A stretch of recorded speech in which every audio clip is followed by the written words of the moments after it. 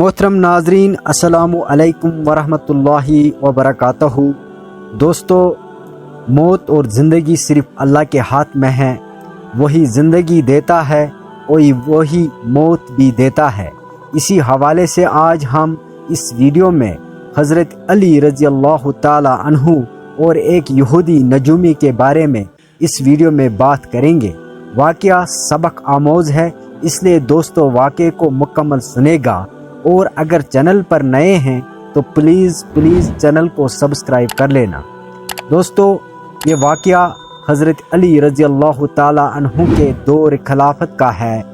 ایک مرتبہ ایک یہودی نجومی حضرت علی رضی اللہ تعالی عنہ کے پاس آیا اور کہا، اے علی، میں علم نجوم میں مہارت رکھتا ہوں اور میں نے حساب لگا کر معلوم کیا ہے کہ آپ اگر اس وقت سفر کریں گے تو آپ کو کسی حادثے کا سامنا ہوگا۔ حضرت علی رضی اللہ تعالی عنہ نے اس کی بات کو سنا اور فرمایا، میرا ایمان ہے کہ میرا مقدر اللہ کے ہاتھ میں ہے، نہ کسی اور علم نجوم میں۔ حضرت علی رضی اللہ تعالی عنہ نے کہا کہ وہ سفر ضرور کریں گے، کیونکہ مسلمان کو اللہ پر کامل یقین ہونا چاہیے اور کسی بھی مشکل سے گھبرانا نہیں چاہیے۔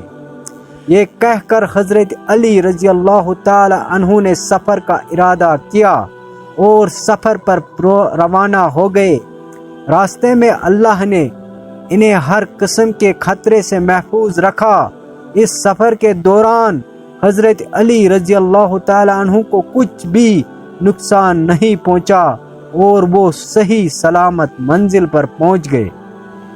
اس واقعے کے بعد حضرت علی رضی اللہ تعالی عنہ نے فرمایا کہ انسان کی تقدیر اللہ کے ہاتھ میں ہوتی ہے اور کوئی بھی چیز اللہ کے حکم کے بغیر نہیں ہو سکتی۔